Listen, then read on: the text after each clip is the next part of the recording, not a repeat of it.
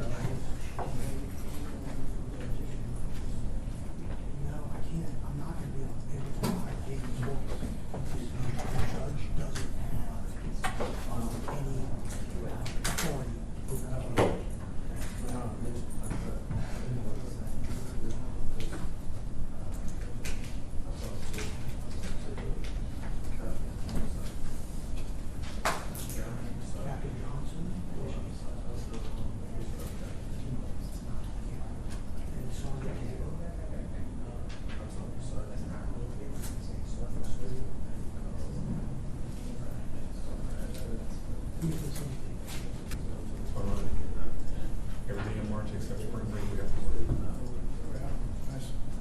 The judge.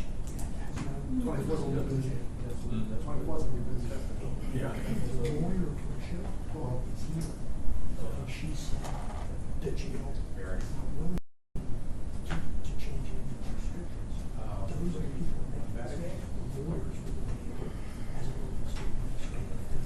Hey, it's not like your office, but it sounded like you were on Zoom or on a call. So like, that's okay. I didn't want to, because I heard you.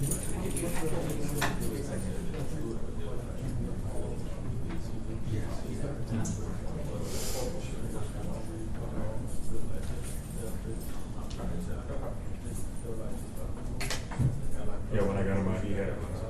Yeah. Well, it's not a question. I mean, remember this, I can, try to do some research. Hi, good morning. You're going to try, whenever it gets to I can try to send you if you have any comments to say. You can't just send yourself. Okay, so I know we are set today for me to conduct a Ferretta colloquy with Mr. Murphy, and I will do that. I would note at the last hearing, I find that Mr. Murphy's request to represent himself was not unequivocal. At one point he said he wanted to represent himself, then he said he wanted time to hire new counsel, and I candidly am still unsure as to really what Mr. Murphy truly wants. I suspect that Mr. Murphy, understandably so, is very frustrated by the restrictions he's been placed on in Hillsborough County Jail. So what I would like to do, Mr. Murphy, before we get into the issue of whether or not you're actually going to waive a very important right, constitutional right to be represented by counsel, I've asked the representative from the jail, Ms. Hamill-Harris, to be here, and I'm going to delve a little further into what the restrictions are and see if I can get a better grasp on what's going on there. So with your permission, I'd like to set off the Ferretta for now, let Mr. Gonzalez go ahead and represent you for this portion, and then after we kind of work through those issues, then we can go on to the Ferretta colloquy, assuming you still want to go forward with your intention to represent yourself. Does that sound good to you? Yes, ma'am. Okay. for you to give up your right to be represented by counsel is, in my opinion, such a fundamental mistake on your part. But the Constitution, the United States Constitution, allows people to make horrible mistakes and choose to represent themselves when they should not. But I think you may be under the incorrect impression that if you choose to represent yourself, then you can file your demand for speedy trial, and then a magic wand will be waved and you'll be home sooner. And I don't think that is a correct assumption at all. And the downside to you is literally the ending of your life via the death penalty. That's the downside for you rolling the dice.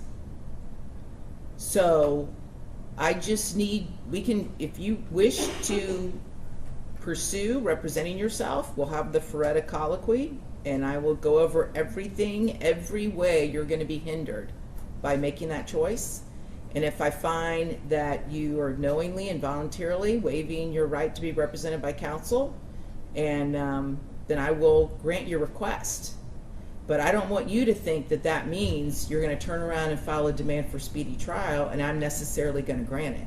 Because I anticipate the state will file some type of motion to strike it, and then I'll rule on the motion and we'll see where we are. So I guess, Mr. Murphy, do you want to talk to Mr. Gonzalez about this any further? What is your desire? We talked about it. It's like just sit back there for so long. I know. Just like, I understand. And I don't honestly know the answer as far as how much authority I have to tell the jail what to do. I really don't know the answer. I haven't had this ever come up in 23 years. I've never had this come up. But I am willing to look into it, and I'm willing to continue the dialogue, and I'm willing to do repeated statuses to see where we are.